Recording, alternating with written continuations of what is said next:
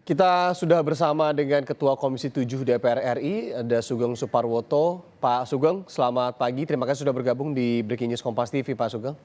Ya, selamat pagi pemirsa Kompas TV. Ya, saya dengan Irianda di studio. Jadi Pak Sugeng, hingga pagi hari ini apa yang kemudian bisa Anda sampaikan terkait dengan kebakaran ini, Pak Sugeng?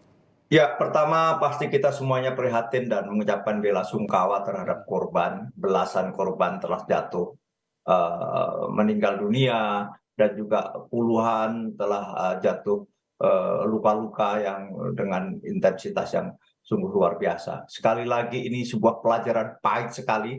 Kami di Komisi 7 berkali-kali mengingatkan agar bahkan itu Pelumpang itu sudah waktunya dipindah memang.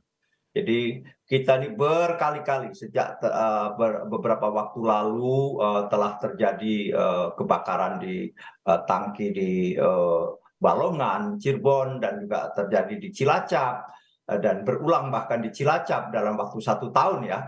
Dan inilah yang menjadi concern kami di Komisi 7. Jadi bahkan untuk khusus untuk di Pelumpang ini dengan tangki timbun yang mencapai hampir 20% kapasitas BBM kita, ini sesuatu yang besar sekali. Sehingga memerlukan kecermatan-kecermatan yang lebih. Ada jarak rasio yang harus menjadi pertimbangan antara apa? Antara fasilitas atau tangki tersebut terhadap pemukiman warga. Dan ini sudah kita ingatkan berkali-kali bahwa di Pelumpang itu sangat bahaya. Bahkan juga kita waktu itu dalam rapat 2 tahun yang lalu itu menggarisbawahi bahwa Pelumpang itu karena strategisnya bahkan juga terhadap misalnya bahaya terhadap ancaman terorisme karena memang sudah dekat, misalnya bisa dilihat dari tol itu misalnya bisa dijangkau dengan mohon maaf ya senjata tertentu kalau ada terorisme yang sengaja untuk mencelakai itu semuanya. Nah, ini yang sudah menjadi digarisbawahi. Intinya adalah bahwa Komisi 7 sejak awal sudah minta agar seluruh fasilitas BBM, fasilitas infrastruktur kita, baik kilang maupun juga timbun, tangki timbun, itu harus diaudit ulang. Kenapa? Di samping ini semuanya dalam kategori tua, kedua memang terjadi perubahan iklim yang luar biasa, yang faktor alam juga telah meningkat sedemikian rupa ancaman tersebut terhadap fasilitas-fasilitas ini. Kenapa demikian? Kita semuanya tahu ini ditengarai bahwa suhu bumi naik, maka sudah barang tentu berbeda hari ini dengan standar-standar keselamatan ketika kilang tersebut dibangun tahun 70-an. Bahkan di Pelumpang ini dibangun tahun 74, itu 50 tahun yang lalu.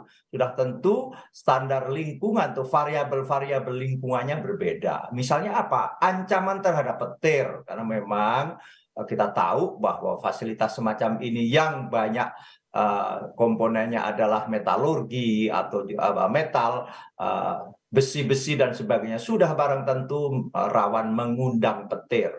Terlebih seperti saya garis bawahi tadi, terjadi perubahan iklim yang luar biasa. Sehingga mestinya, sekali lagi juga kami sebagai pengawas di Komisi 7 berkali-kali dengan cerewetnya itu menekankan tentang keamanan dari fasilitas-fasilitas tersebut dengan memasang alat-alat yang advance. Ya. Artinya alat-alat yang betul-betul dapat mencegah terjadinya bencana. Nah, hal lain adalah bahwa kalau itu kebetulan begini, Pertamina sendiri sedang melakukan program RDMP, Refinery Development Program, jadi sedang membangun di 6 kilang besar ya, plus 1 yang baru di Tuban itu Grassroots Refinery atau waktu membangun baru. Nah, ini mestinya salah satunya yang menjadi juga di samping meningkatkan kapasitas dan kualitas kilang, tetapi juga meningkatkan keamanan, kehandalan keamanan. Dan ini memang sebabnya apa nanti kita serahkan kepada Puslap 4 Polri untuk menginvestigasi, tetapi ada indikasi bahwa salah satunya adalah karena sambaran petir dan ini berulang begini. Iya. Mestinya harus dimitigasi, diantisipasi. Ingat, ini sudah jatuh korban dengan situasi sebab yang berulang-berulang. Ini bodoh, ini ceroboh, dan mengakibatkan korban jiwa yang sungguh mengenaskan. Kebetulan tadi malam saya juga ada di lapangan. Tapi apa yang bisa kita perbuat dengan sedemikian rupa, dan bau menyengat sedemikian rupa bahwa maka bencana ini tidak hanya hari ini akan menimbulkan efek yang lain. Sudah barang tentu kalau orang yang menghirup udara yang sangat polutif dengan pekat itu sudah barang tentu juga mempengaruhi kesehatan yang tidak hanya hari ini, tapi mungkin juga jangka panjang. Inilah yang menjadi concern kami. Berulang-ulang sekali lagi kita tekankan bahwa sistem keamanan harus diaudit ulang berkaitan dengan berbagai hal. Jarak rasio antara fasilitas atau tangki ini dengan masyarakat itu berkali-kali kami tekankan. Terlebih khusus tentang pelumpang ini berkali-kali, sekali lagi kalau kita rapat menyangkut keamanan kilang ini yang sudah kilang dan juga tangki timbun. Nah, inilah Bapak Ibu sekalian, kita semuanya prihatin ini karena kecerobohan kita, sekali lagi karena ini kecerobohan kita sehingga terjadi bencana hari ini. Mestinya semuanya kita bisa antisipasi. Toh teknologi sudah demikian rupa, dan bagaimana metode mitigasi juga sudah tahu nih, orang-orang teknis sangat paham soal ini, sehingga mestinya tidak terjadi. Dan ini harus ada orang yang bertanggung jawab. Kita tidak boleh sebagai negara bangsa ini selalu hanya membiarkan seolah-olah karena faktor yang alam dan sebagainya. Kalau berbicara ya Pak Sugeng, ini dari 74 kemudian ini juga salah satu objek vital nasional berarti ya. Tadi Anda juga betul sekali menyebutkan pentingnya. Ya betul, kalau dilihat terlebih pelumpang ini kan memang kapasitasnya juga besar sekali, 160.000 kiloliter, itu hampir 20% dari kebutuhan BBM kita setiap harinya. Besar sekali ya. Besar sekali. Jadi Anda sebutkan ya, 20% kapasitas itu di DKI Jakarta saja, tidak kan?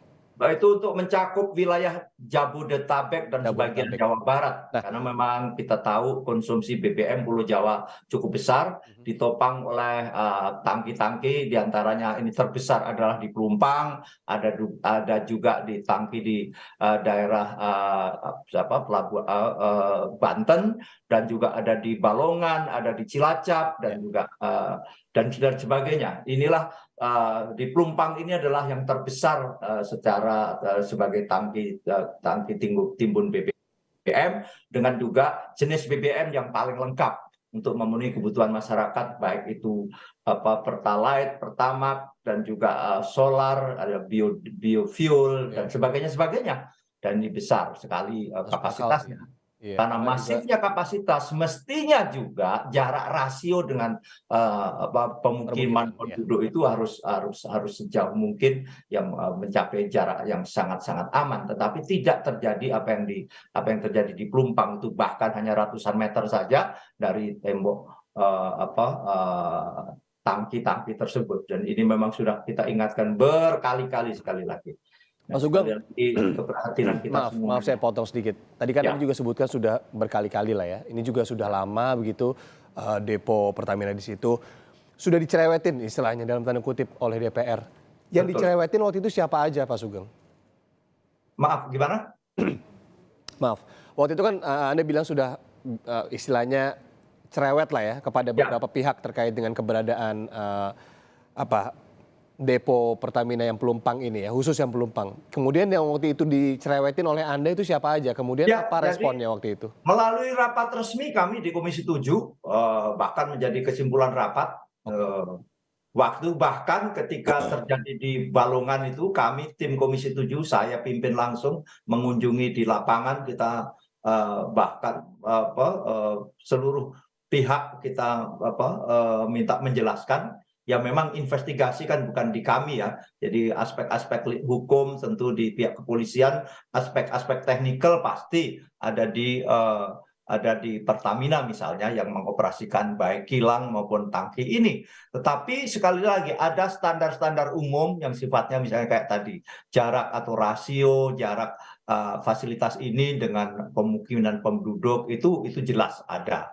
dan juga bagaimana dengan standar-standar tertentu, misalnya di samping di sekitar fasilitas tersebut harus ada parit besar yang berisi air, sehingga kalau terjadi apa-apa mudah dijangkau air kalau terjadi kebakaran misalnya. Dan ini semua standar-standar itu kita tekankan betul. Bahkan kalau kasus di Balungan, karena di samping kilang itu, di samping kilang betul dan di samping tangki itu ada jalan, kita mintakan dipindah itu jalan, karena betul waktu itu korban itu adalah yang kebetulan ada di jalan di samping kilang tersebut, maka jalan itu dipindah. Demikian juga setelah itu adalah khusus menyangkut tentang tangki yang ada di depo di Pelumpang ini. Kita sudah mintakan untuk dipindah. Memang kita dengar juga ada perencanaan untuk dipindah oleh Pertamina. Maka waktu itu kalau belum dipindah secara fisik sekarang juga hari-hari ini, maka bebaskan dulu warga di sekitar Pelumpang itu dengan pendekatan tertentu, dengan sosialisasi, dengan sosialisasi yang baik, mungkin dengan cara-cara yang baik. Saya kira juga paham masyarakat itu akan menjauh dari kawasan itu.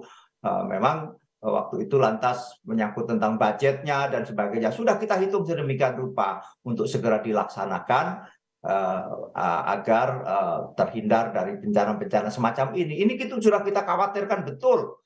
Ini situasi ini sudah kita catat, apabila meledak maka akan terjadi. Itu waktu itu semua kami di Komisi 7 sudah mengemukakan hal tersebut, karena memang kita faktanya memang sudah demikian adanya. Dan kami ini selalu juga kalau dalam kunjungan-kunjungan kerja selalu mengaitkan di samping kapasitas kita, kehandalan kita sebagai energi, tetapi adalah menyangkut tentang fasilitas-fasilitas atau keamanan dari fasilitas BBM itu. Mengingat apa? Mengingat sekarang memang variabel-variabel keamanan itu semuanya berubah. Karena terjadinya perubahan iklim yang sangat ekstrim ya. Hari-hari ini kan sudah kita tidak bisa duga hari ini kita musim apa, katakanlah tetap hujan meskipun kategori musim kemarau, tetapi sebaliknya kategori musim kemarau tapi terjadi musim hujan mestinya, tetapi terjadi kekeringan dan sebagainya.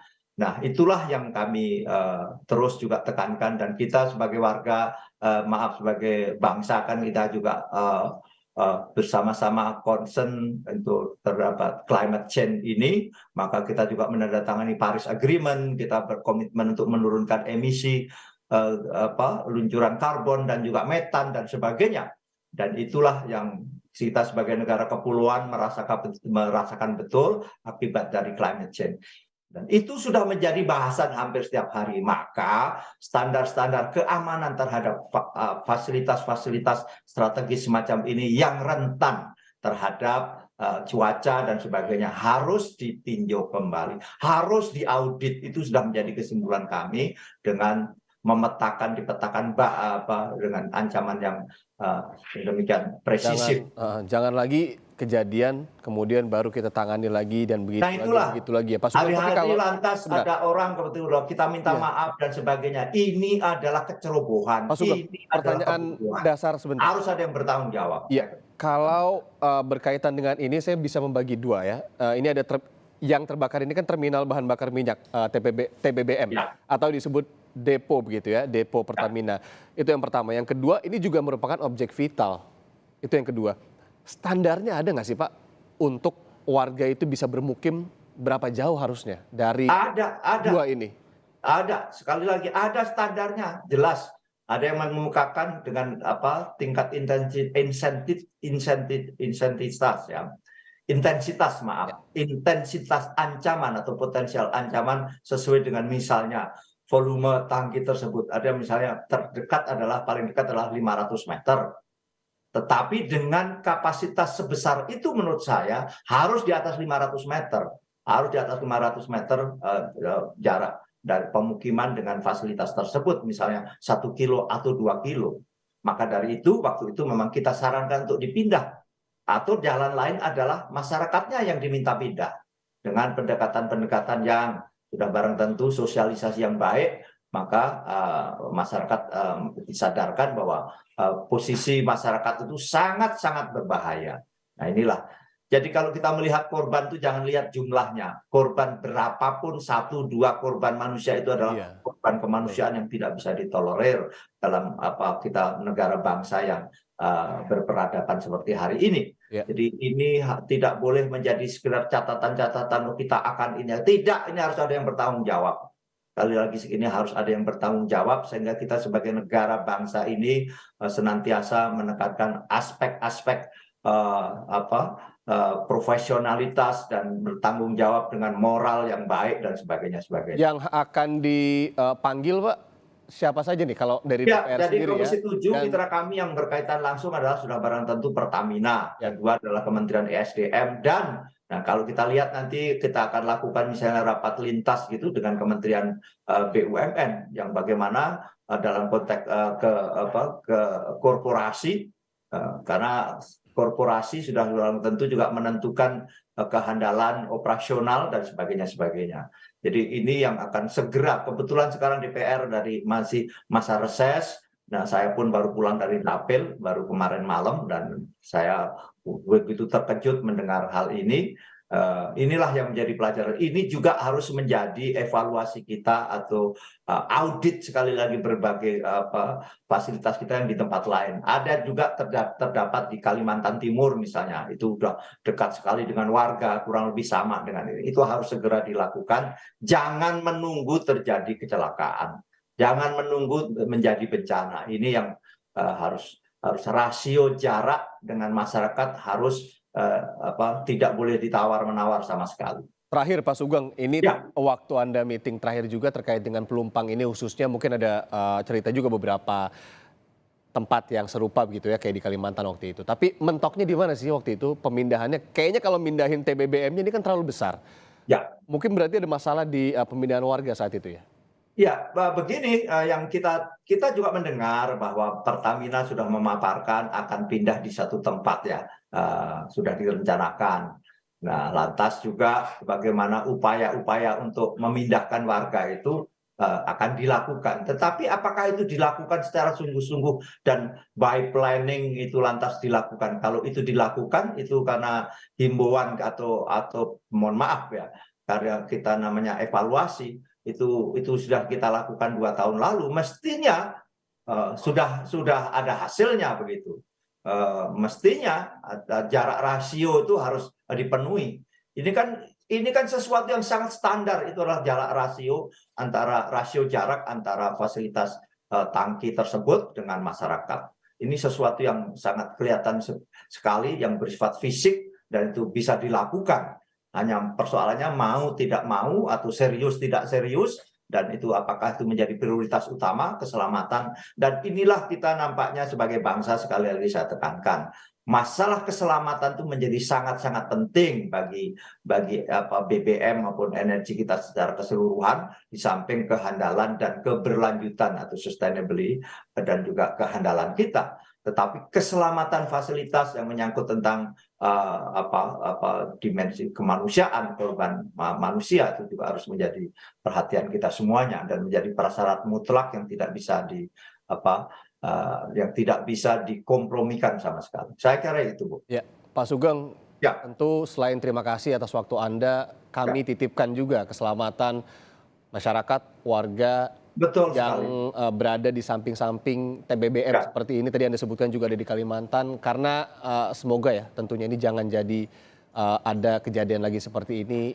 betul dan sekali. evaluasi meskipun membutuhkan waktu at least dimulailah begitu ya Pak Sugeng. Ya, betul sekali. Sekali lagi saya secara pribadi dan sebagai Ketua Komisi 7 turut prihatin dan turut berbela sungkawa yang setinggi-tingginya atas nama Komisi 7 DPR RI terhadap korban. Semoga Allah Subhanahu wa taala memberikan tempat yang mulia bagi korban ini dan bagi yang terluka dan sebagainya agar segera dipulihkan dan keluarga yang mendapat musibah ini segera mendapat kekuatan dan lahir batin sehingga ya Allah, saya betul-betul mengerikan karena saya tadi udah malam hadir juga di lapangan. Ini sebuah bencana yang sangat, ini karena kecerobohan kita, ini karena kebodohan kita, saya ulangi berkali-kali. Ini betul-betul harus ada yang bertanggung jawab. Sekali lagi saya tekankan, ini bencana kemanusiaan akibat kecerobohan, akibat kebodohan kita. Mungkin karena kita ya tidak punya sense of humanity, entah apa yang terjadi ini dunia ini. Kita kawal bersama, Sangat-sangat Ketua prihatin. Komisi,